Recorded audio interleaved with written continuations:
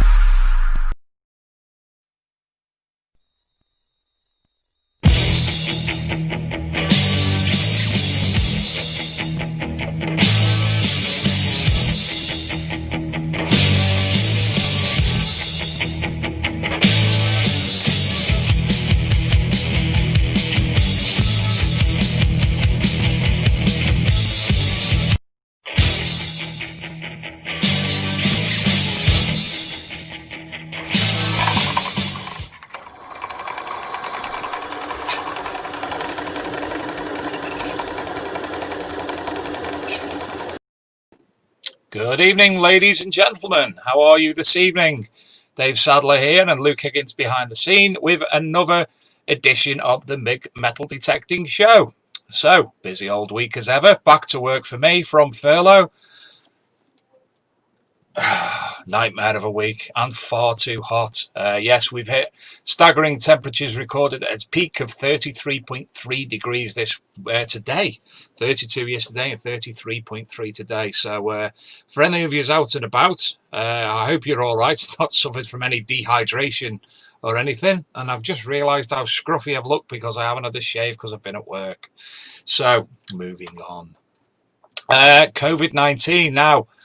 Things have changed for ourselves, the people, but events are still not being given the go-ahead. Now, please remember that there have been some events taking place, and we've been contacted by several people and made aware that reports have been made to the police and such like. So, come on, give it a break. And if you're going to Bournemouth Breach, don't. Stop being ridiculous, you idiots. I don't know. I'm going to go over to the screen share in a minute, but a wee story from myself at work on Monday. I paid a visit to a different part of the site that I work on. I was sat in the canteen and somebody popped their head in and said hello to one of the people I was with, and then he popped his head back and he went, "Dave Sadler?" I said, "Yeah, who are you?" And he said, "Oh, I've got you on Facebook." I'm Daz Richardson. I watch the show all the time. So, good evening, Daz. Fantastic to meet you. It really was. And hope to see more of you in the future. Thank you very much. So, screen share time. Luke, if you could share the screen, that would be most delightful. And if I burp, I do apologise. I've just had a fizzy drink when I shouldn't have, really. So, here we are. So, I'm going to run firstly through the big Metal Detecting Show Facebook page group, sorry, and here's the burp coming. I do apologise. So there's been lots going on. He does. Darren Richardson, speaking of the devil, showed some of his images from metal detecting in the last week. He was telling me about this button, incidentally, the other day, and that is a. Oh, he has told me. He did tell me what that was, and I will tell you in a minute when I go backwards. But it's beautiful nonetheless. Oh, it's a pilgrim's ampulla. He did tell me that and I forgot, so I apologise. Now, last week we had Scotty B on and we were talking about the hand, and I'll say the hand if my finger's in the air. It actually looks like it's got fur on that, so people have suggested it's this, it's that and the other. The police came along, if you remember correctly, and there's the belief that it could be part of a seal. So jury's still out. Scotty was never got back to. It could look like either, to be honest. I'm no expert, so. But that was the find that Scotty was talking about on last week's show. Scrolling down a bit further, we've got some more news. This lady. Now I'm gonna have to jump onto this just for one particular reason. She was new to treasure hunting, having been given the metal detector is from somebody who passed away, I believe. She'd inherited it, and she found this pyramidal mount which dates to the mid 6th to late 7th centuries and is made of gold. Isn't that gorgeous? Absolutely stunning. That was something totally different. I've several news stories been reading before the show, just merging to something completely different. But look at that, a gold pyramidal mount from a sword. Stunning. So well done to that lady. Scrolling down, remember Diggers Dips coming on in a couple of weeks to discuss all about what the site is. But if you join up, there's lots of little raffles going on metal detecting wise. If you can hear the dog barking in the background, it'll be told to shh shortly. Alberta woman been reunited with a class ring lost 30 years ago.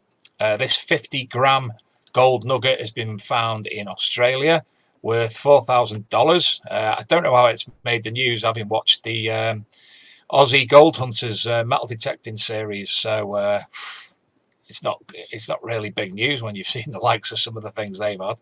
This little delightful man in Mould in North Wales discovered a cannonball in his garden. East Lothians, so this is up in Scotland, ring hat-trick for the metal detecting group, who've made several saves of lost jewellery, so there's another one for them this week. And then if I scroll down, right down there, here we go, anytime there we are. No, we're not there yet.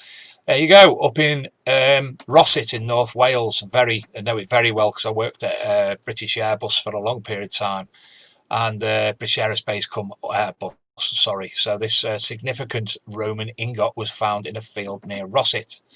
So that's that, and then we're going to go on to here, because in what I believe to be absolutely massive news from the world of archaeology, and it seems to be a lot of archaeological stories coming through at the moment. We did get a bit, we had to publish a lot of older stories during the COVID-19 period when people weren't out taking part in metal detecting and archaeology. But this one announced this week of a Neolithic monument found near a sacred site. So basically, a large ring of shafts have been discovered near Stonehenge, about 3 miles away, and they are 2 kilometres in a circular formation around Durrington Walls. So here you can see Stonehenge in the avenue, Great Cursus, Larkhill Causeway enclosure, and then you'll see Durrington Walls, and just to the left of it there, that's Woodhenge. So this formation of pits, which are quite deep. Let me scroll up and see how much there are. 1.2, no, sorry, can't see that. But this series of dots going around that is believed to be the basically around Durrington Walls. Another photograph there shows you Durrington Walls on Woodhenge, and this circular area here is where these shafts have been located. So quite phenomenal to that to be discovered. Every year something else is getting found out about Stonehenge, and it's the whole landscape grows bigger and bigger, and if they're related to each other we'll only find out in the future. But again, another fantastic find for British archaeology. So I'm back, and I will be quickly say hello to some people in the chat room: Nick West, Bob Hope, Darren Booth, Rob Random, Petican, anybody else, Digger Daz, Big Finds, Small Finds, Metal Detecting, Graham Stokes, and Mark Henderson. Oh yes, Manchester City, yes, we're hoping they slip up tonight because I'm a Liverpool fan. So I hadn't forgot about that. So you can keep me abreast, Mark Henderson, my old school chum, and put the score lines in the chat room. Anyway, without further ado, may I introduce you to our guest this evening. Now, this is a gentleman we interviewed on the podcast last year, but I believe that his everything that he has to tell you and everything that needs to be shown as opposed to discussed, it was a fantastic guest to have back. So tonight we welcome back Steve Tomlinson, who is a mudlarker and archaeologist. Good evening, Stephen. Good evening, Dave. How are you? I'm all right. I hope I didn't preamble too much. No, it's absolutely fine, mate. Absolutely fine. Fantastic. So, Steve, for people who don't know who you are and haven't heard about your work before, can you give yourself a brief introduction? Yeah, certainly. Well, archaeologist at the moment, but not always the case. Many years ago, I was interested in sort of wildlife conservation since a young age, really, of about 12, and literally carried that through most of my working life, to be honest. I was an environmental consultant.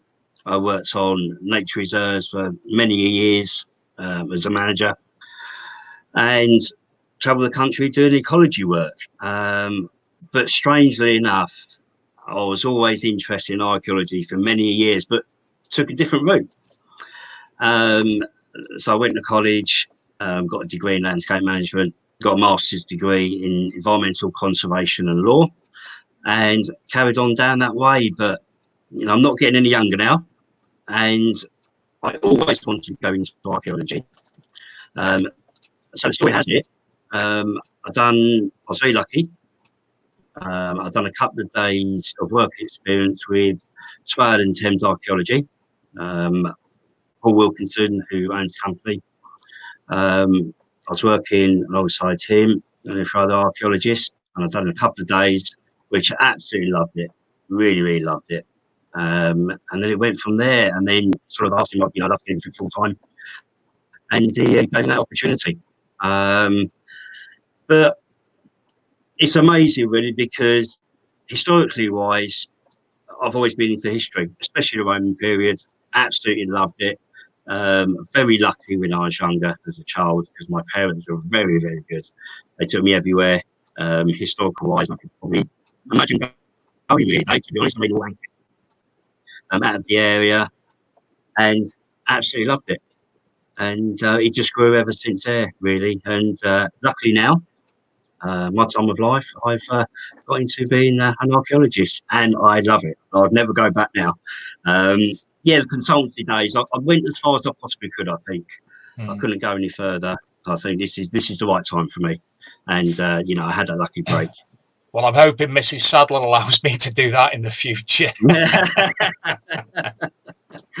So, obviously, when we first spoke to each other, it was more regarding your hobby of mudlarking, and it was. You told us about All Stunning Fight. So, tell us about mudlarking, how that began. Yeah, well, I done that. I did it a few years ago, actually, but things take over. You have a family, things like that, and it's sort of like went with years. without sort of doing it again, really. But then really got back into it several years ago, and started doing the Thames as well as local area in Margate down at Naylands, and it sort of grew from there. And we got so much sort of around on the coast, to be honest. I think there's so much to be sort of found, and it was just really discovering different areas. And the Thames was amazing, to be honest. It is a fantastic place. It really is. The Thames is a large area, and there's so many good places, not just in London, but around the Thames itself. And every day is different. I get out there as and when I can. As we spoke about before the show, I've listened. I can't. I'm not very good at reading these days. I can read when I need to, but for enjoyment purposes, I'm not generally able to. I haven't got the concentration, so all sorts of loud noises in the house. So I have to close the window here, I think. It's not haunted in there, eh? No, I think somebody's decided to water the garden, and they're spraying everything very hard, so I was getting lots of noise. Yes. I read Mudlarking by Laura Maitland. Is that correct? Have I said it right? That's correct, yes. Right, brilliant. And obviously, I thought I had a decent knowledge of history and a decent knowledge of our capital.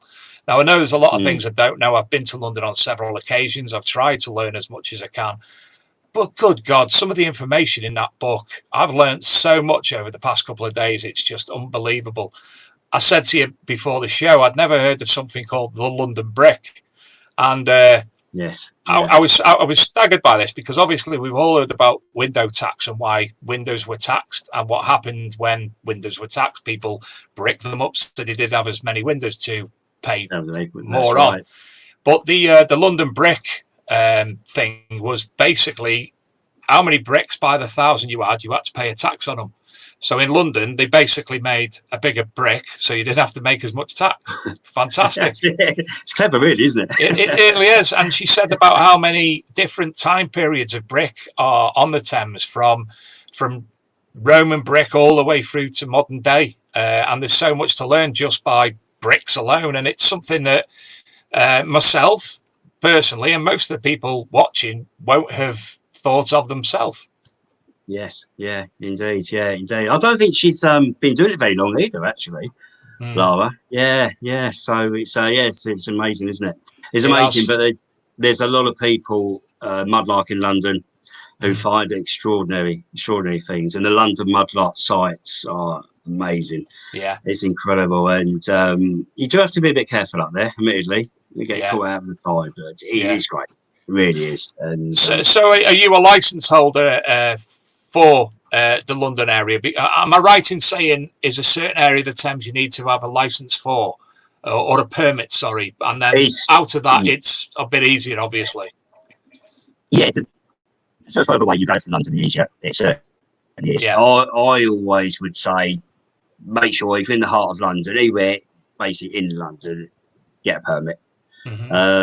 Personally, it's a bit of a tricky situation. I don't know really why you need a permit, because I think people can go down there like they did many years ago and just look on the beach and have a look along the shoreline, but it is what it is, and it just covers your back, because if you do get caught without a license, you can sort of pay the penalty a bit.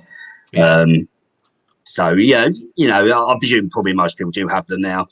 I think they're about £90 for about 3 years or things like that. But it's a very tricky one, Dave, really, because how do you stop someone from going down on the foreshore just for a look on search and without paying a fee for it? It's a very, very difficult one, and I think licenses perhaps aren't the best way forward for it. But it is. But at the same time, Steve, it is an archaeological site in itself, that area of the River Thames. So by me going on the foreshore and removing things, I'm removing history. I'm taking things out of context. And a lot of people wouldn't report it. They're just like, oh, there's a clay pipe. I'll have that. That looks fantastic. That's not going to, there's a whole research area into clay pipes that wouldn't get that information. It might be the turning point for it, something Yes, very it in is. depth. So there's It's swings a and very roundabouts, but tricky.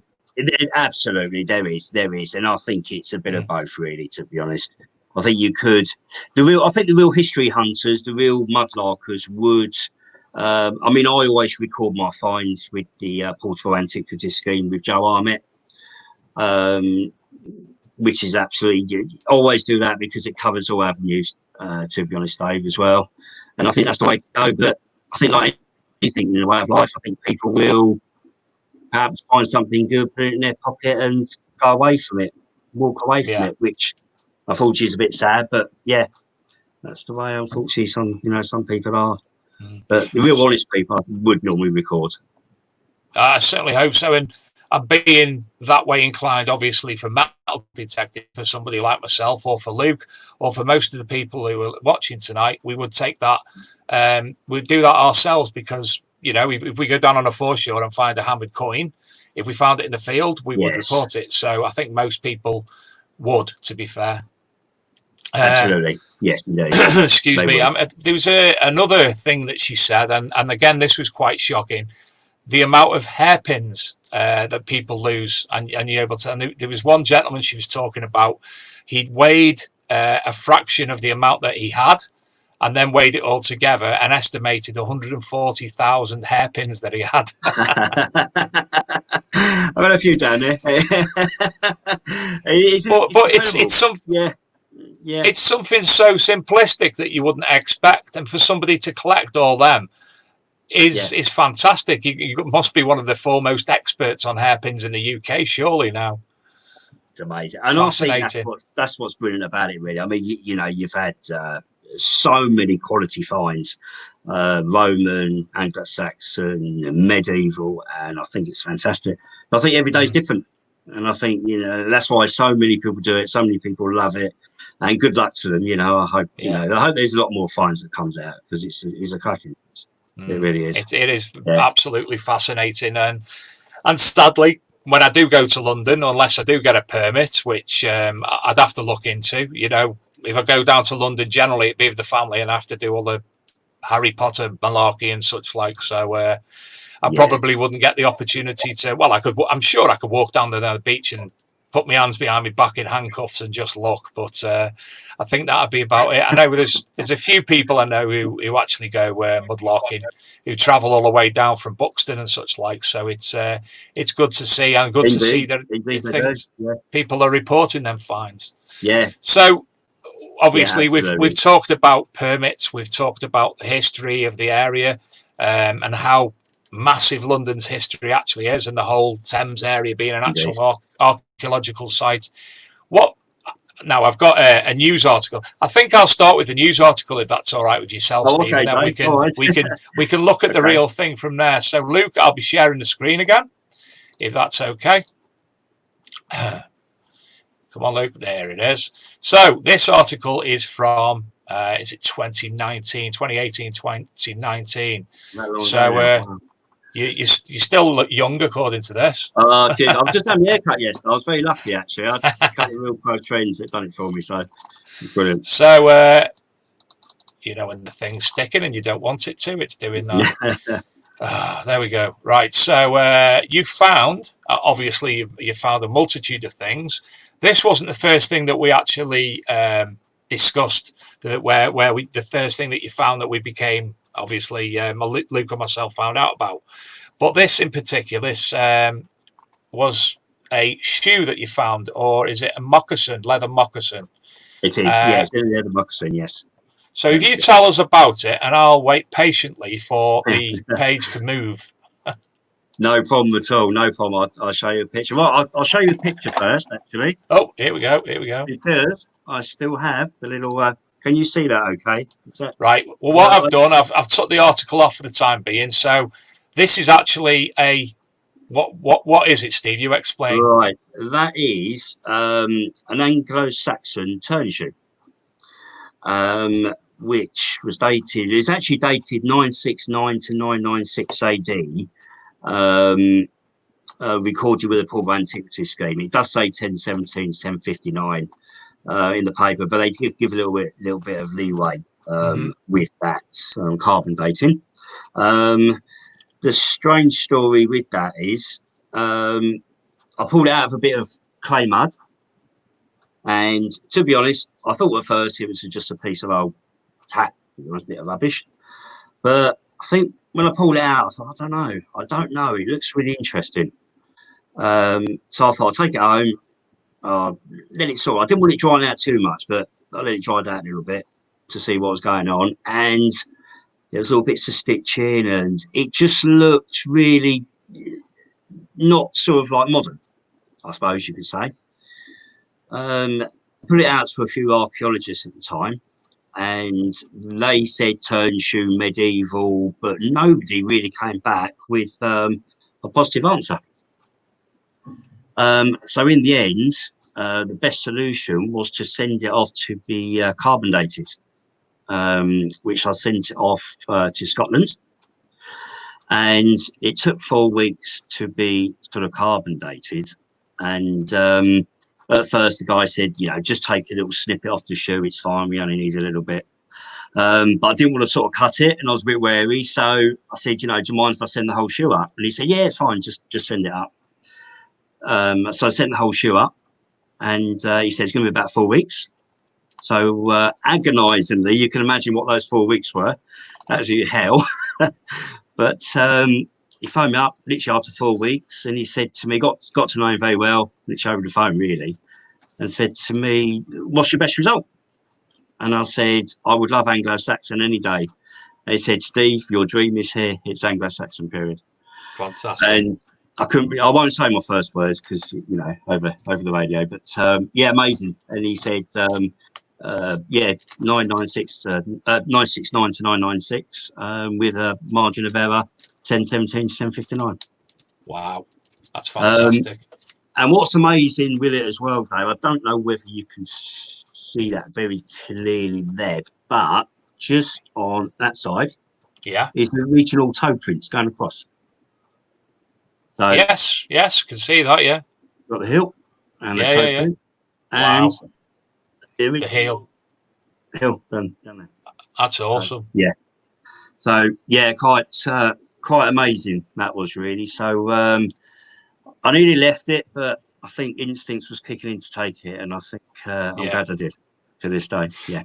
So may I ask? Obviously, listening to this book and finding bits and bobs out about leather and such like, have you had that conserved in any way since you found it? Well, this is the strangest thing, Dave, actually, because at first it was put in the fridge with bottled water, sealed in a bag to keep it fresh, and then we was in contact with a couple of museums about having the shoe. Still at a little bit of a political stage with that one at the moment. So I left it in there, and papers wanted me to get it out. They got wind of the story, sort of thing. They said, would you mind taking it out, taking a photograph of it? I was a bit wary at first, to be honest, but I did it. And then put it back in. It came back out again for a couple more papers. I think there was a couple of papers in Australia who actually, believe it or not, contacted me for the shoe. So something that just pulled out of clay mud, which was literally nothing, to literally going absolutely viral was quite incredible, really. But yeah, so I took it out and I thought, I'm going to leave it out and see what it does. And I'll tell you what, Dave, it hasn't deteriorated in 2 years, not one bit. Wow. Because obviously, listening to what she said about conservation of some of her items, and I'm sorry for going back to it, but it's the only reference point I've really got on the leather and such like. From what she said about doing the conservation on it, it sounded like there's a lot of things that can be removed and can deteriorate quite rapidly unless they are conserved in some way. Absolutely, yes, and that was the problem.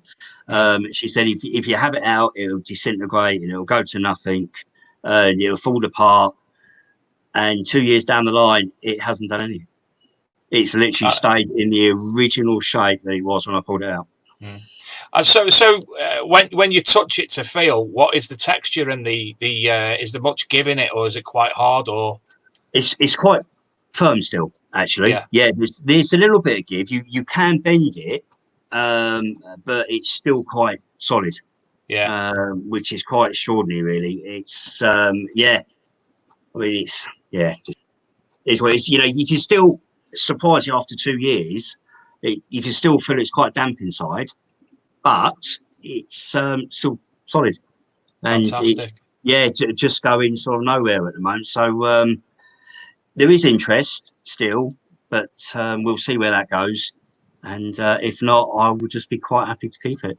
Well, I'm very interested in the whole tale of that shoe. It really is intriguing, especially when you say it's been brought out of clay and lasted 2 years later. It's brilliant. Yeah, it's incredible. I mean, they said it's a very rare find, you know, especially in that period of time. They said it's the last item of the Anglo-Saxon to be found at the moment within that time period. So that's quite exciting. I'm sure that'll probably be beaten in time. But so it's a fantastic artifact for history in itself. It is, yes. It is.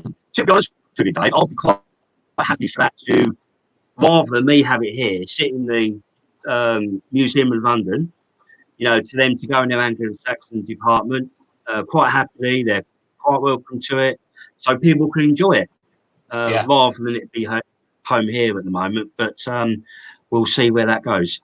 We'll see where that goes. Now, can I ask? Hopefully we will. I can see your room behind you, obviously. The shelves to your right-hand side, are they bottles that you've discovered along the Thames? Mainly, yes, they are. Yes, yes. I've got, actually, the best ones are here. Oh, look at that. Yeah, it's a cylinder bottle, dated 1780. And I love the barnacles which are still present on that. I mean, I do myself. I think that's really, really sort of bottom of it as well. Yeah, really, really pleased with that. But there's another one as well. So that's a fully intact bottle with its stopper as well. Stoppers inside. Which inside, but funny enough, this one here still had the original contents in it when I found it. Wow. But unfortunately, it absolutely stunk. So I had to get rid of it. I was tempted to keep it. I didn't want to taste it. I thought, I'm not going to taste it. Absolutely stunk. I got rid of it. So that one did sort of like go. And this one there as well was another completely sort of it's no less fully encrusted, isn't it? Yeah, incredible. 1780 period as well. It's fantastic how they've, you know, it's, I don't know, 280 years later, and the bottle's still intact. I mean, modern day wine bottles, if you threw one of them in the River Thames, it'd be dead in a minute, no doubt. It would be, indeed. Yeah, indeed. I mean, locally there's some sort of Margate bottles as well, which is sort of Reeve and Co, which is quite a popular brand across sort of Margate. And a big shop down here as well. But yeah, there's sort of lots, Dave, really, that bottle wise. I've got boxes downstairs, which I probably may not never get up, but yeah, but it's great. It's great. That's awesome. I am so jealous. I mean, I don't think Rivers by myself would have that sort of content in them, really, because obviously being a port and having all them ships come up and down and the trade routes and what have you, it'll go back thousands of years. Thousands, yeah, indeed. It's I'm sure there's a lot more out there as well to be discovered. I'm sure there is. Undoubtedly. Well, I think in a moment, Luke's going to go on a break, so we'll have a few minutes while the adverts run. So when we come back, we're going to talk a little bit more about your finds that you've got able to show and tell. And then we'll go on, if it's all right with yourself. I'll ask your opinion, because obviously you've been yourself learning all about the new Stonehenge discoveries, but we'll discuss your current role as an archaeologist and some of the sites that you've been involved in and finds and such like, because there's an image.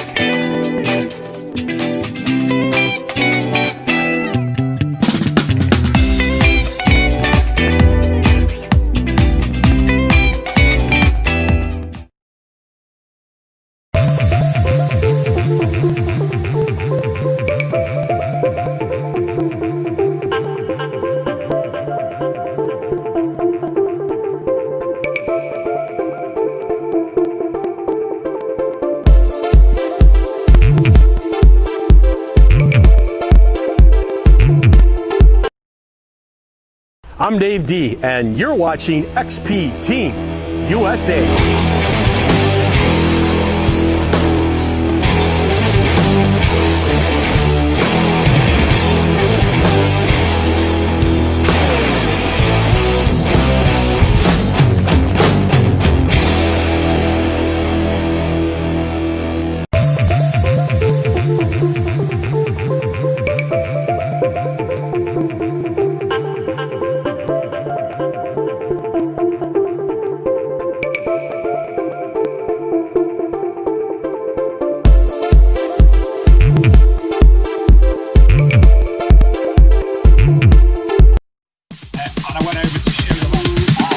Sorry, it's DJ. I think this is what people or a toy shop a little bit too about the situation. I think whatever you actually been involved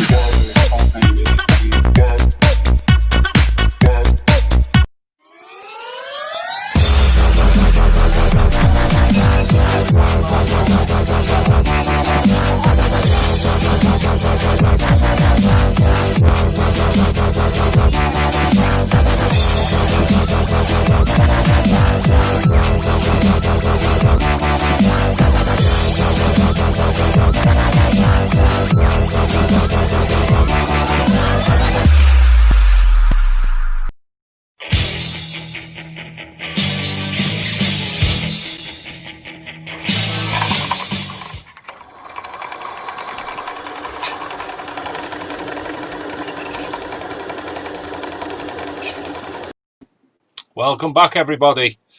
So I'm just going to go back through the comments for the moment. Rob Random asks, have you ever had a mad moment where you just want to dive the mud flat with a belly flop, or is it just me? I can see where he's coming from. On hot days, definitely. Yes, yeah. I've been stuck a couple of times, but I think you've got to get your foot out pretty quick in that mud. Otherwise you will be stuck. I was watching the little lad's watching this thing with Bear Grylls called Win or Lose or something. I can't remember what it is, but it's basically where you choose the next. He comes to a point. He said, "Right, do you do this or do you do that?" And then you can choose with your Netflix control which way to do it. And he got stuck in some mud flats. And you know the best way? I'd have thought Bear Grylls. That's totally easy. Is he got his rucksack off his back, put it on his front, lay on it, and dragged himself out. Perfect. I have to remember that one. Adrian Gaylor, he asks, is there any info on where bottle dumps were? Very difficult. I know there's quite a few bottle digging groups on Facebook, Adrian. I'm on one or two myself because there's a site I've been granted access to, metal detecting, which they done a plough of the land and brought up multiple bottles not long ago. So I'm interested in obviously looking at that as well. And I do find it very. I've tried looking for information on where the bottle dumps were. There's a place in Macclesfield where the landowner got so fed up he's been to the police because of people coming in and doing a night hawking type thing and going bottle digging on nights. Yeah. Excuse me a minute. So I looked straight on the maps because I knew the location perfectly, and I can't personally find any information, so I've no idea how people suss that out. Again, going back to the mudlarking book, she spoke about some of the tips downstream, some of the old waste sites, and how the erosion is causing bottles to come out of the side of the River Thames, becoming smashed up and creating sea glass. I take it you've been seeing a lot of seagrass. Yes, yeah. There's a lot of collectors of seagrass as well. Actually, there's really? Even sort of locally down in Margate. There's a lot of collectors, and a lot of bottles do come up.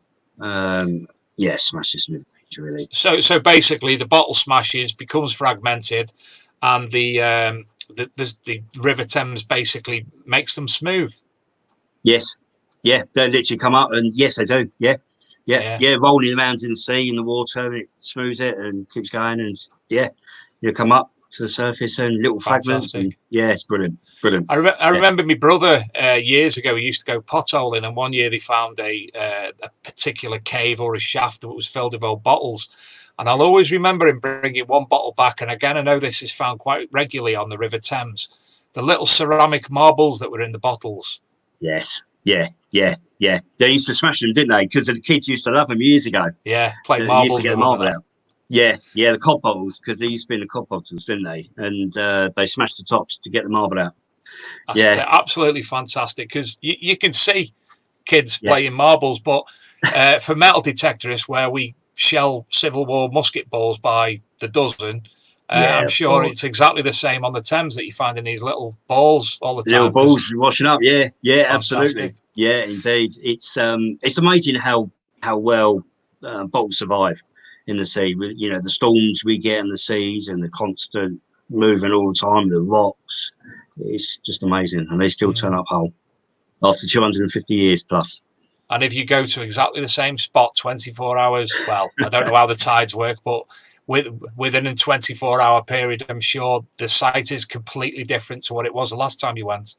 Yeah, I think that's what makes mudlarking what it is, because every day is different. The storm certainly ruffle up the sea, and the mud turns it over and uncovers, could be all sorts really, and that's what's great.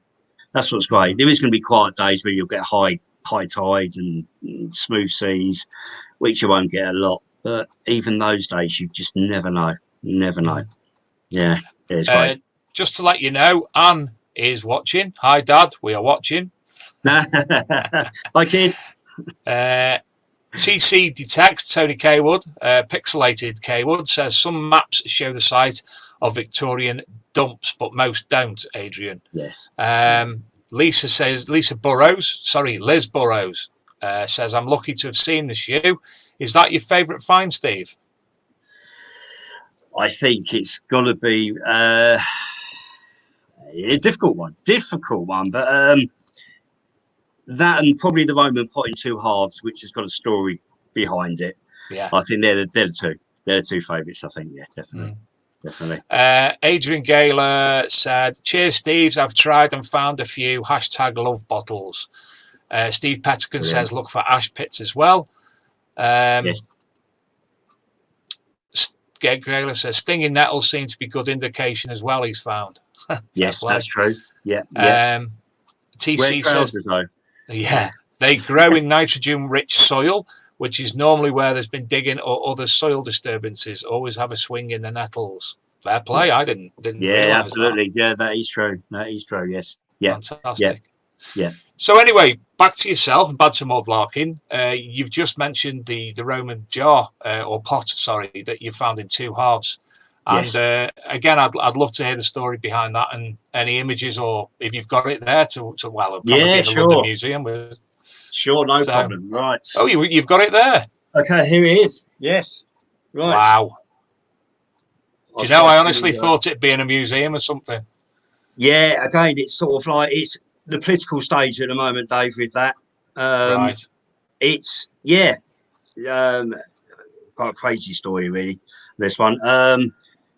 Found on the Thames, a little bit of the rim was sticking out, tiny piece. We went sort of scurry around the top, see how much of it there was, and it came out literally in the end as the top half. We'll go that actually, as the top half going all the way down. And Ken was with me at the time and sort of pulled it out, cleaned it up.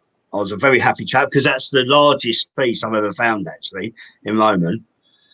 Got it home, washed it up, pleased as punch. I couldn't sleep actually because I was so happy with it. Like a little kid actually with sweets really.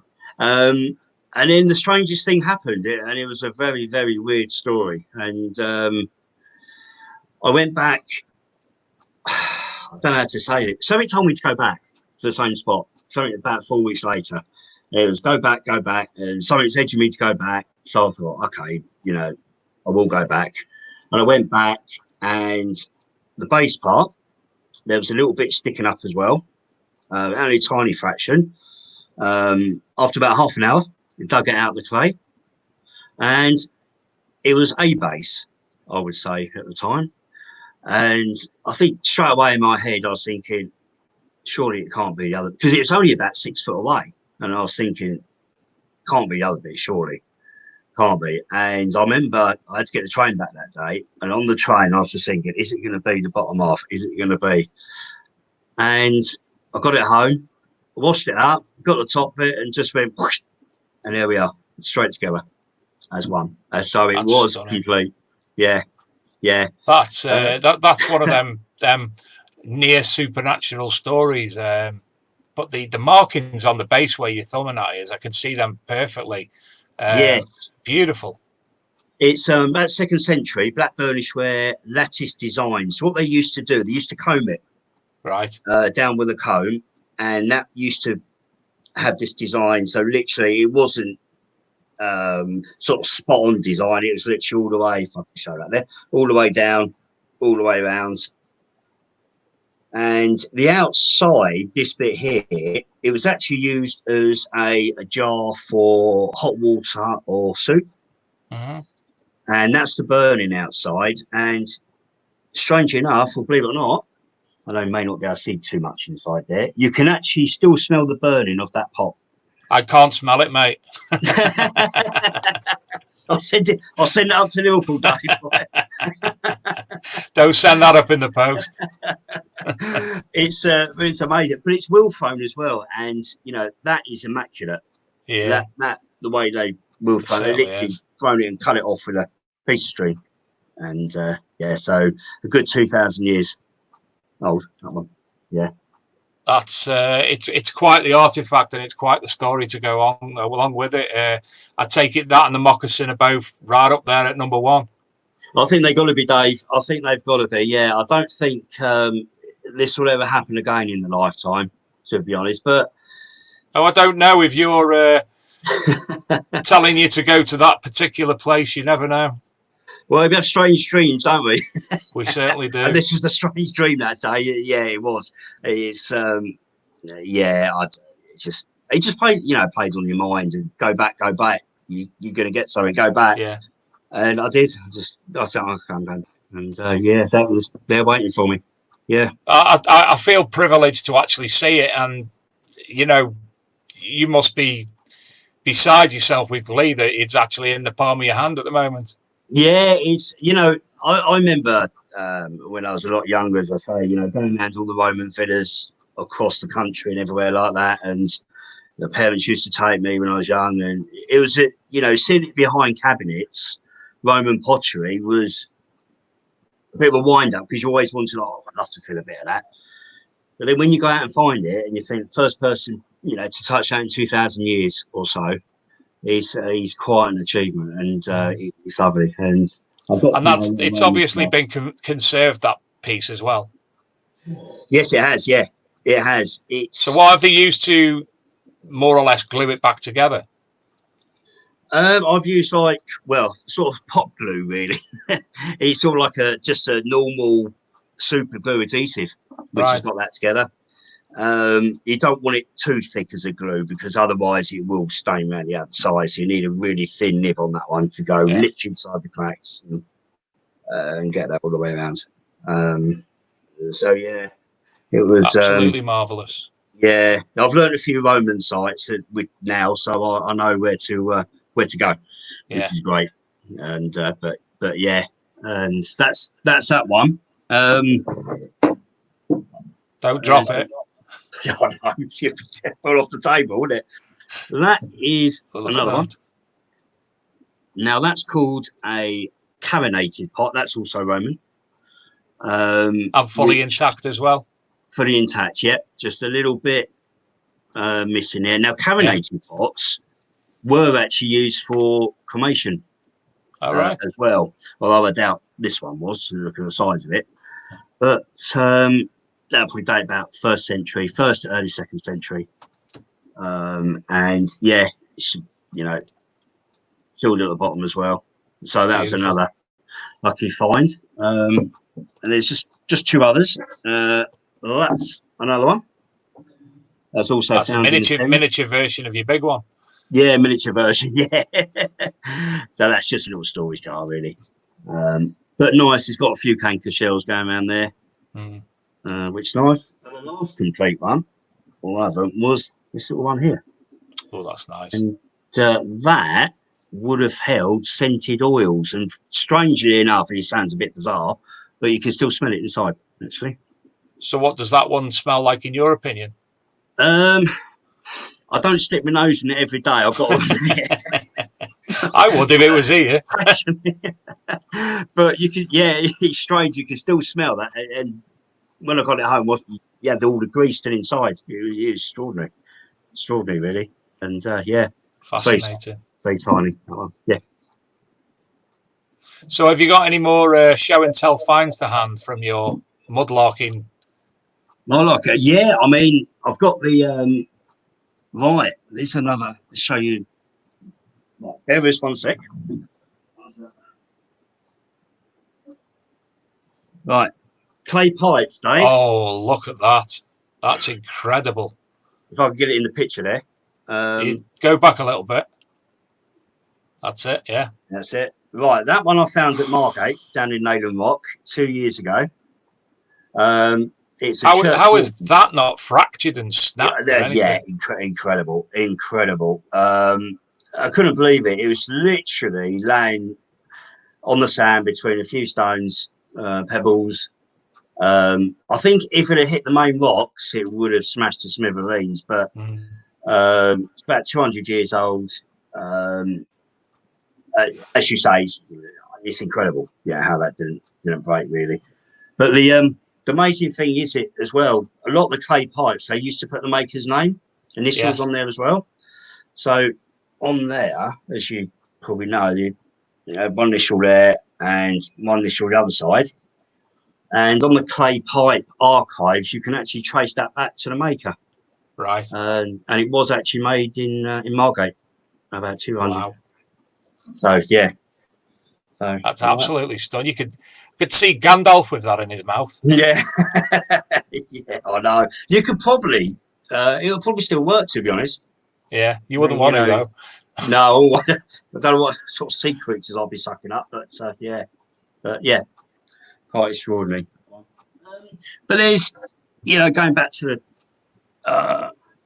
Margate. I mean, down at Nayland Rock, you got like a piece of refreshment pavilion, Margate Jetty plate, which is extraordinary. The jetty went down in the storm of January 1978, and with lots and lots of contents, and you get bits like this washed up as well. It's not massively old, but it's the story. What's behind that? A friend of mine, we were up Marston Moor. He was doing a bit of field walking, and he found a piece of pottery. And I'm going to ask him if he's still got it and get a photograph of it. I'm pretty sure it had it was part of a mug. I think it had the handle, in fact, attached to it. And I'm sure it had a mark of to give it an idea of actually where it was from, be it a herald or something like that. But I always remember that. Wow. So things that can actually give you a story like that, where they're from. All right, it may not be as old as the Roman pots, but wow, anyway, it's something to get excited about nonetheless. Oh, it's incredible. Yeah, there's a couple of other, it's amazing. There's a lot of people go down there, a couple of other guys who go down regularly. Carl Hudson, Tony Ovenden have spent many years down in Margate, and they're cracking guys, and they get a lot of finds down there, and we go down there, and it's brilliant because you don't know what gets washed up. And Adrian Gaylor, he asks, do you need to preserve the pots in any way after finding them? No, luckily you don't normally. No, they're okay, absolutely fine. Literally, they don't crack. They're literally as found, really. Just a quick wash up, soapy water, and that's it. That's it. Yeah. And I'm sure you find an abundance of coinage as well. Well, it's funny. No, really. You're gonna have to take me out, Dave. No, anytime. I've never found. Actually, no, I've only ever found one coin actually out. But I haven't found any coins. No, wow. It's eluding me. No, No, I've found a couple on the Roman side when I was working in Newington, but no. Have you ever utilised a metal detector when mudlarking? No, never done it. Never. No, never done it. No, no. It's just eyes only at the moment. Yeah. I'd love to give it a go. No, I'd love to give it a go actually, just to Well, see. I'm sure there's. I'm not sure where many of the people who listen to the show actually live, but I'm sure somebody would be more than happy to. Adrian Gaylor, no, he's not there. He's in Wales. Don't know where. I'm not sure where most of the people are, but I'm sure there's somebody who would be more than happy to come out and play with you. Oh, we are. Adrian Gaylor lives in Essex. Is that any help? Wow. I've no Wow. idea. I've no idea where the country is. So if I introduce you to Adrian off air at some point, obviously, Yeah, you know, super. you can, because I'm sure Adrian's got quite a few machines, and you know, he'd be able to give you the. Fantastic. He reviews a lot of machines, so he'd be bob on to be able to give you the going through, and I'm sure you'd have. I'm sure that you'd have a whole new array of finds from a day out there. That'll be lovely. Oh, it'll be super. Yeah, you never know. You never know. But yeah. So let's move on to archaeology now. Obviously, you've told us how you became an archaeologist. Let's talk about some of the sites that you've been involved in where you can. Obviously, we don't want to go into any details or anything of where exactly, but tell us a bit about some of the sites that you've been involved in. Yeah, of course. I can talk about the old sites because that's okay. But yeah, we had I was lucky actually because the first site I went on to was the Roman temple site in Newington, and it was the remains basically of a Roman town in Sittingbourne, and literally it was basically a whole town, and I think it's about 7 miles of road, which is also found alongside the remains of the ancient temple, which is close to the A2.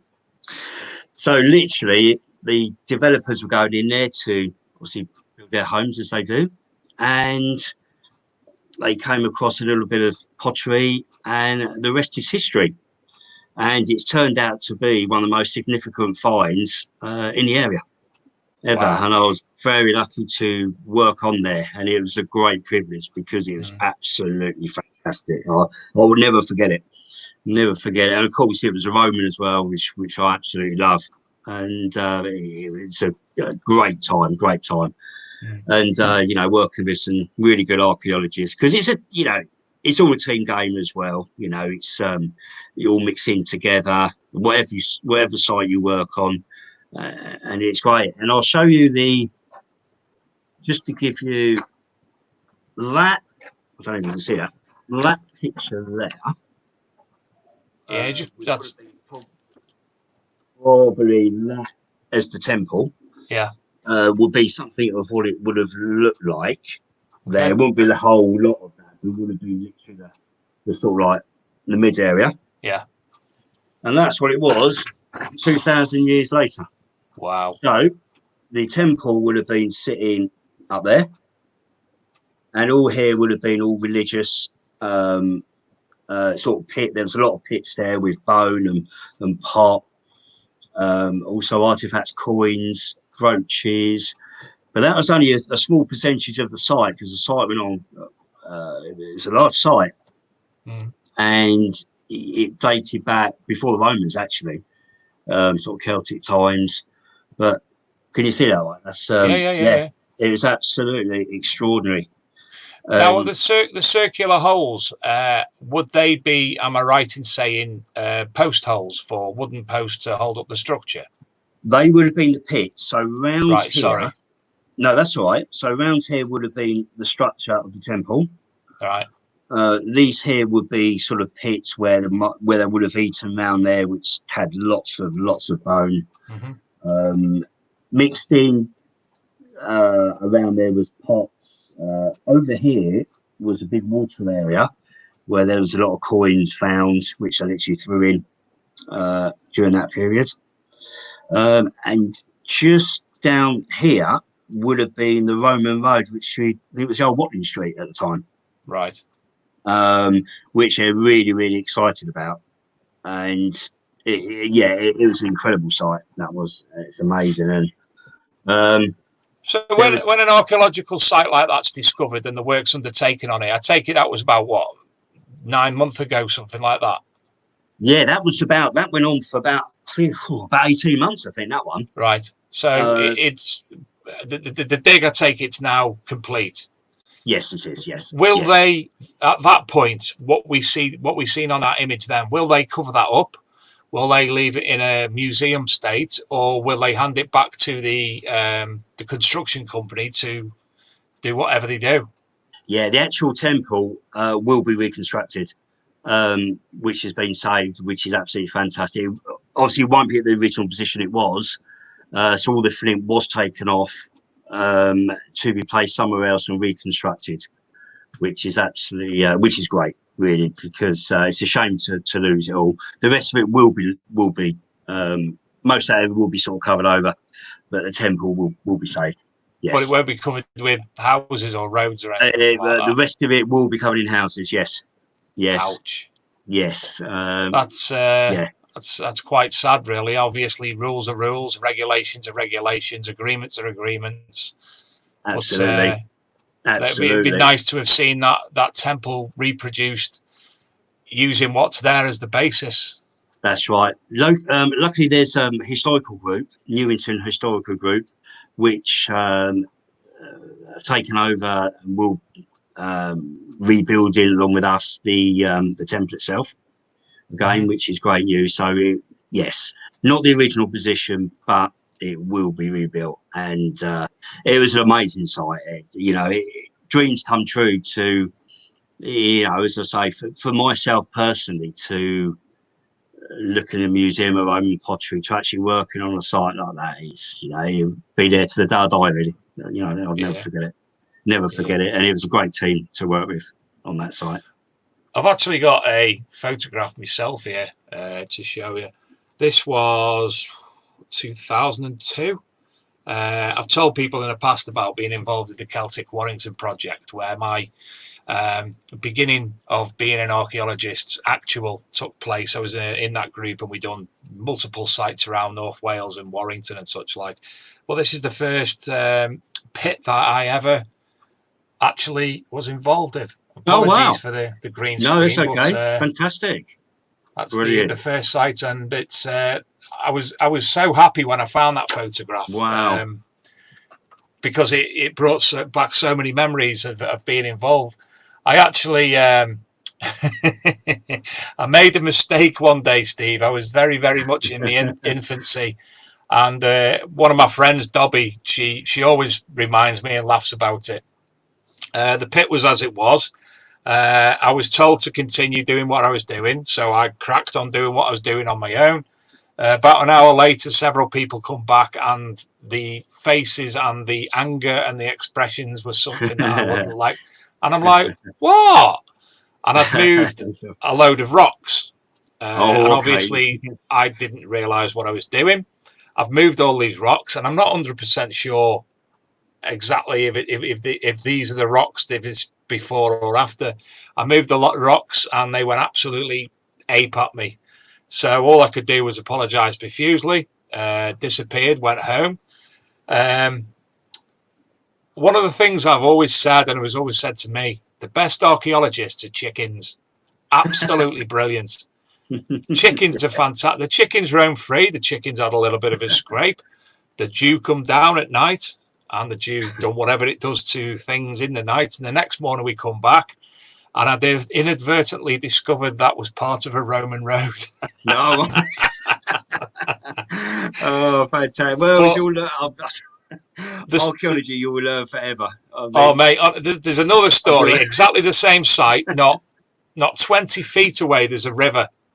And there was a section of raised ground. So we decided, right, we'll start looking at that. So we started to strip it back, and there was some students from Chester University started on site at the same time. So we're all working together. We scraped. Anyway, we found I'd say a 2 foot by half a foot. Not a pit. It was more of it was what I would term as a sink. It had flat sides, slate sides, and it was this wonderful. So we cleaned it out and got it all perfect. And there was one particular stone that wouldn't move. Now, as I say, this is a beautiful thing. I decided to get a crowbar and put the crowbar under the rock. What happened next, Steve? You wasn't popular. I inadvertently discovered the lost well of St. Garman. There was no archaeology done there again because the whole site flooded. Obviously, this is connected to a spring, so all the archaeology now underwater. And last time I saw it, it was a beautiful view of underwater archaeology. It was like being off the shore at Alexandria. But yes, we learn. Oh, you learn. Well, it's amazing. I mean, that site in Newington was incredible. Yes, just cut the pictures there. You had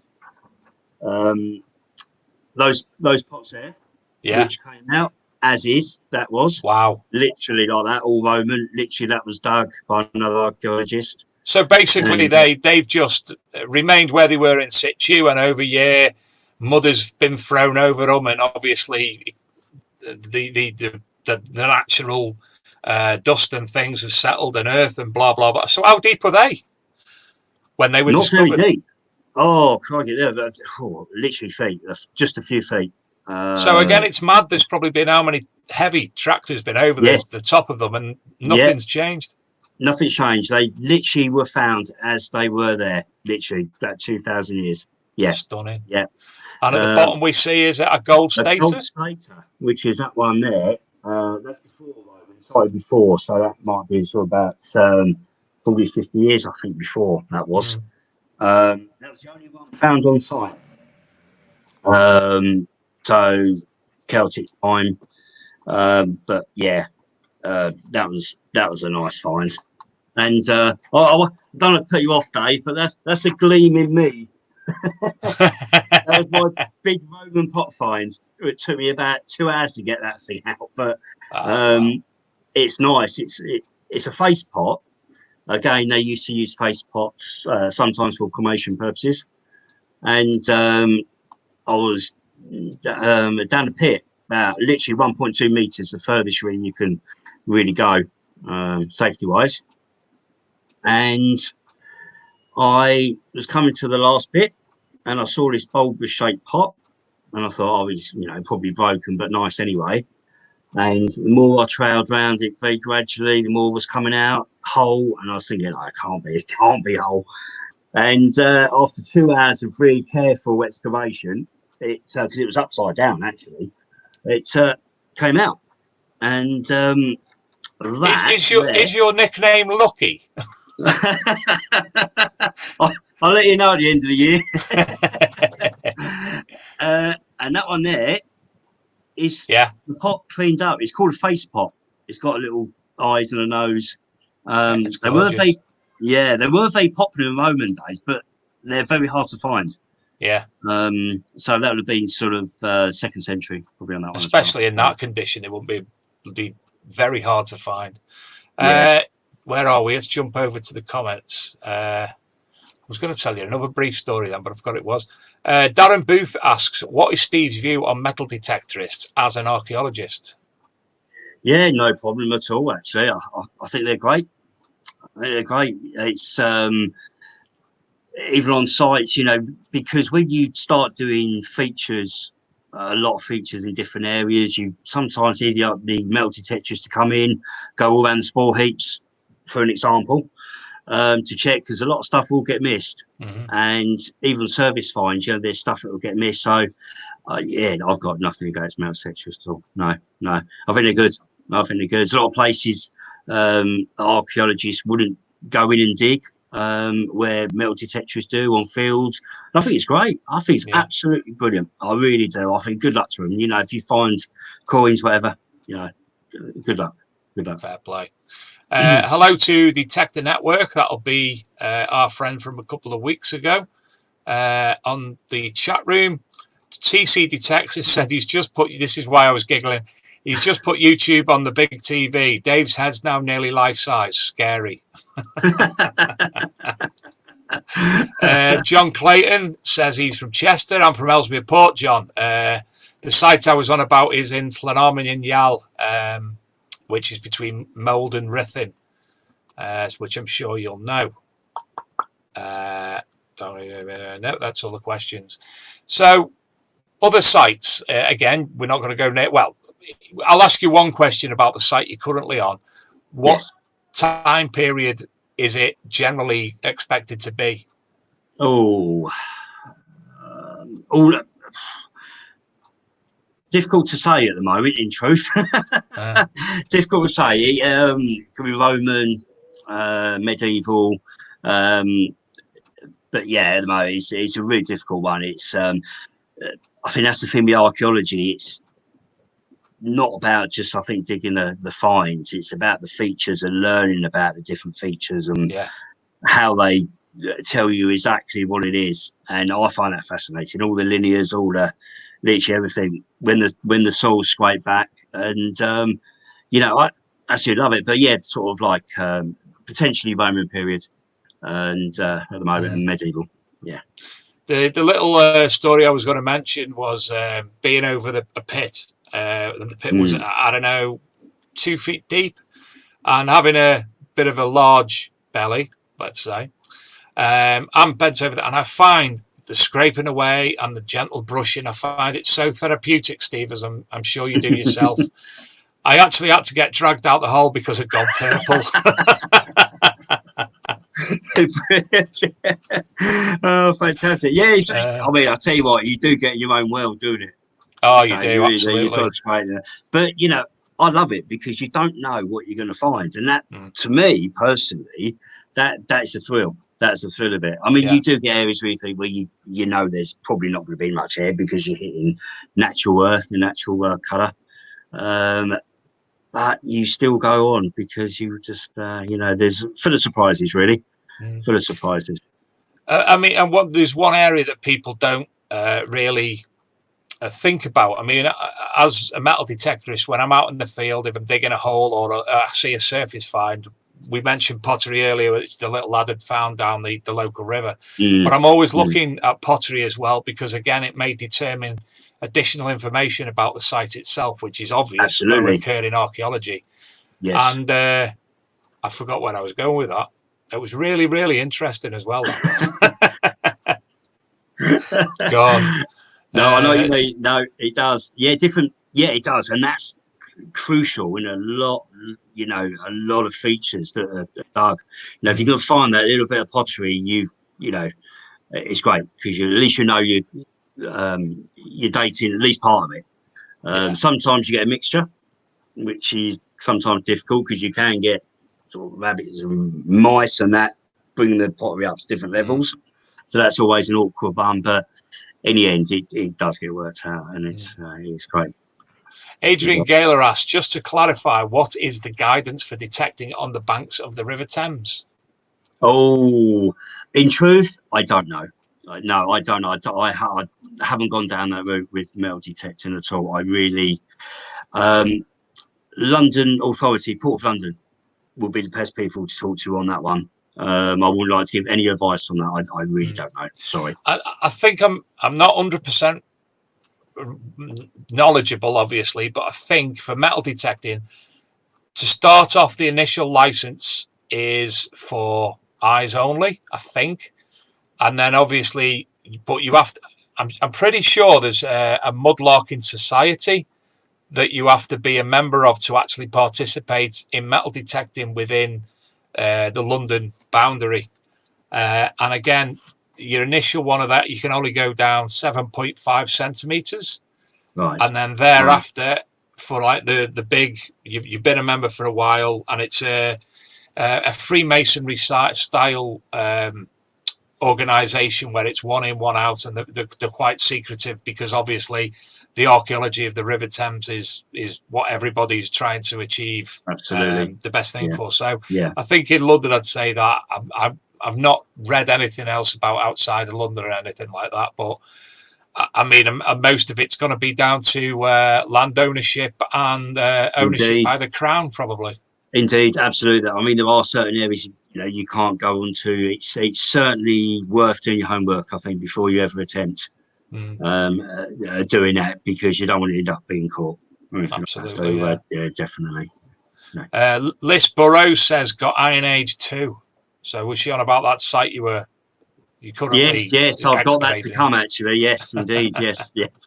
Iron Age 2, I can tell you about that one. Yes. Yes, you tell us about that then. Yeah, right. Oh, yes, another one. Well, that Iron Age site was, it's in Elsham, and it was part of a Roman military base, actually, which is very, very interesting.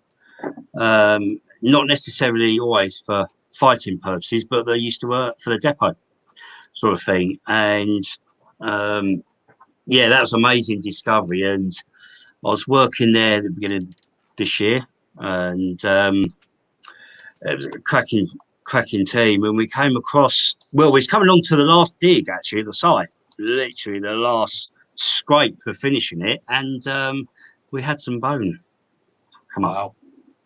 And so we took things very, very gradual, and it turned out to be one of two skeletons in the end.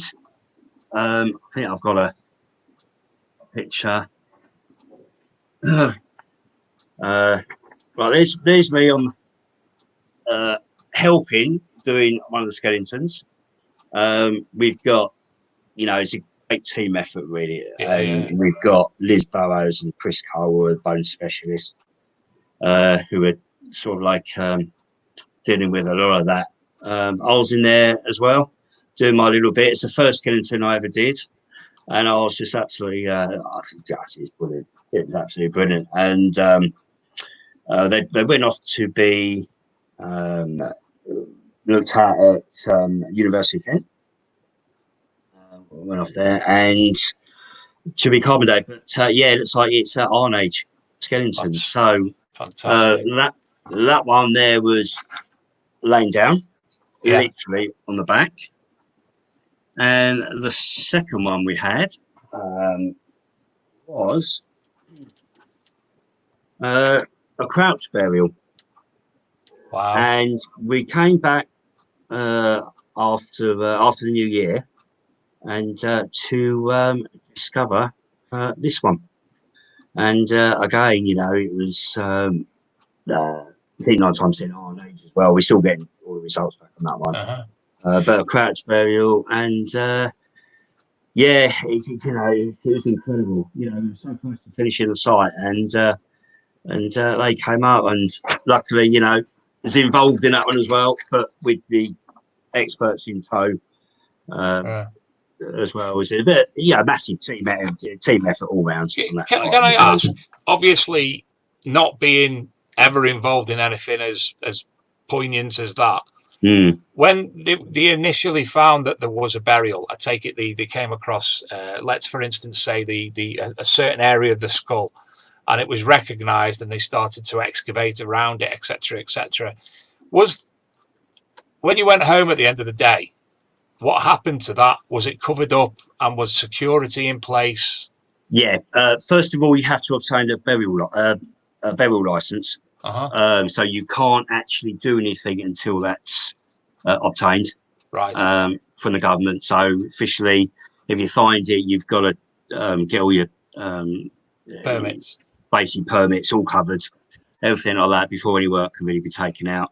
So you found the initial bit. Did you have to cover it back up with mud, plot the location, fill all the paperwork in, and then when it was given the okay to do it, that's when we started the excavation? Yeah, basically it wouldn't be covered up with mud again. It'd be covered over with very loose sheeting, right, all secure, all fencing all the way around. Nobody can get any access to it. Yeah. Anything like that, well secured until the burial license has been proved. And how long did it take for the burial license to be obtained? Very quick, very quick. Yeah, within 6 hours. Did you also have to report it to the police? No, because we know that that's on an ancient site. Right. So we knew it was going to be prehistoric or Roman,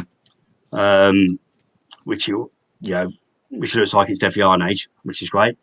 And then once we got the license to go ahead, all the team got involved to do what they need to do: scrape it back gradually, very gradually, bit by bit. And is all the excess soil and such like kept for testing and looking through finer detail? It is, yeah. It's kept for analysis as well, indeed. Kept for analysis, soil samples and things like that, because you can discover such a lot in the soil samples. Perhaps what's living there at the time, perhaps what they ate, things like that. So it's really important. So we took a lot of buckets of soil samples. Luckily, with the crouch burial, there was a little bit of pot right next to it, which actually was Iron Age. So we are guaranteed that's probably going to be what that one is anyway. But it's so well preserved. Being in chalk, I think in time it's literally where the field's been sort of tractors and God knows what else going over it, has missed it. So we were very lucky that it was in the condition it was. And they were sort of like, we think early to mid Iron Age, because they used to bury them different periods where they were buried differently. Like the one on the back, it was early, and that one was mid, or that's the other way around. But yeah. When the excavation's complete, and we see, for instance, when they take it to a museum and they reconstruct it as the burial looked when you saw it, do they take multiple photographs of that to be able to put it back together, basically, as a jigsaw puzzle? Oh, yeah, indeed. I mean, the process from the start, really, of excavating the skeleton is real delicacy, getting as much information as you can without really hurting the skeleton itself as such, really getting every piece of the bone separated, wrapped in bubble wrap, separated out, put into boxes, strong boxes, really secure as much as you can. So how many hours did it take from the start of the actual excavation to the removal? The removal, it was a few days, several days, probably between the two. But I think the first one was a good 3 or 4 days. It's a lot of, there's a lot of work. But you take a lot of pictures, different angles, do the plan for the skeleton, everything like that, do the measurements around the skeleton, literally all the details you can get from that, and then sent off to the University of Kent to be properly looked at. Yeah. So again, when it's gone, when all the bottle of water knocked over there with my hand going like that, when the excavation is complete and the skeleton removed, do you continue excavation below to see if there's any additional archaeology? No, because it's very doubtful. Normally, if there was pots or anything, it would be surrounding the skeleton itself. So you can, I mean, once the skeleton's up, you can, but excavate. There's no harm in that whatsoever, because it's all, the skeleton's been taken out. It's been looked at, put in a box, everything like that. So literally, you can go around the surface underneath to see if there is anything else. Sometimes there is. Sometimes you can find pot or little bits like that, just to make sure. Really good, give it a good check over, just to make sure nothing is left behind. Yeah. Really, because I mean, even little fingertips are absolutely minute, and they're so easily missable. So literally, check it all over, make sure there's literally nothing, and once you're happy with that, then it's all set to be left. Yeah, fantastic. Darren Booth asks, what are the typical metallic finds commonly discovered on an Iron Age enclosure? On age enclosure, well, a lot of it was, you would get mainly sort of pot. It's a lot of it. Unfortunately, with Iron Age, the pot was very crumbly. It wasn't as good as Roman pots. So Roman pots are very sturdy. They were certainly the best at making them. Iron Age were very crumbly. A lot of it would sort of waste away, break apart, things like that. But they're also beads have been found, knives have been found with burials as well. It depends how high status you were. High status people were buried sometimes with really nice artifacts, or And you might just get a burial with nothing.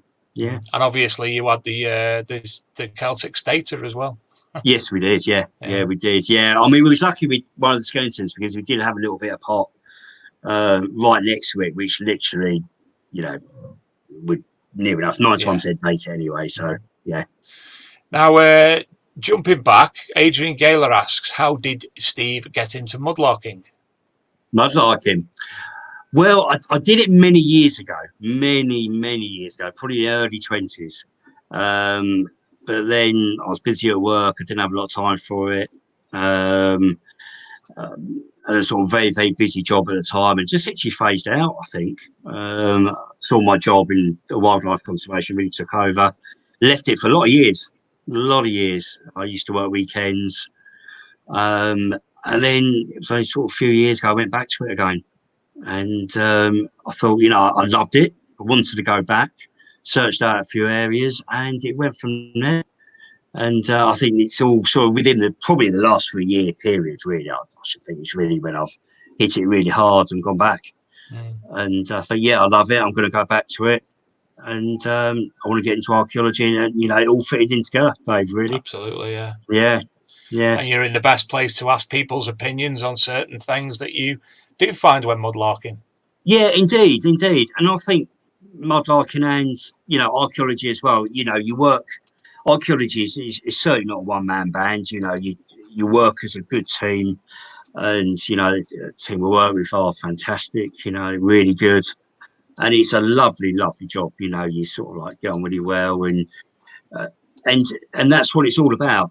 You know, you're mixing together, and you know, you're doing your job that you love, and find out about history, and you know, it's a dream, I think, really, just an absolute dream. Yeah, to find something that you'd never probably would ever in your lifetime think you'd ever find, or many years ago, you know, certainly would never look back. Yeah. Fantastic. Well, Steve, it's been an absolute pleasure to speak to you tonight. You're welcome, Dave. Again, continued learning. Obviously, I asked questions about the burial because I was intrigued, and you've given me answers that I understand, and I'm sure all the viewers will feel the same way. So thank you very much. And obviously, you're very welcome, Dave. Thank you very much for having me on the show. It's been lovely. It's fantastic to have you. And please keep me up to date with the website and such like as well. Of course I will. Excellent. Lovely. Before we go, anything else to add? No, but thank you very much for everybody who's listening in tonight. It's fantastic, and you know, love to catch up soon, Dave. And yeah, we'll meet up a chat again. I might have to get in touch with Liz Burrows about an appearance as well, I think. Yeah. Liz, I'm getting in contact. Yeah. So anyway, tonight's guest, Steve Tomlinson, mudlarker and archaeologist. Thanks again, Steve. It's been an absolute pleasure. I'm Dave Sadler. This is the Big Metal Detecting Show. Please check out our website, archmdmag.com, or our TV station, archmd.tv, or our Facebook groups, our Facebook page for the Archaeology and Metal Detecting magazine, and the Big Detecting Show. Thank you, Steve, again. It's been brilliant. And thank you for all the viewers tonight. And thank you to Luke in the background. And thank you to anybody else. I'm Dave Sadler. See you next week.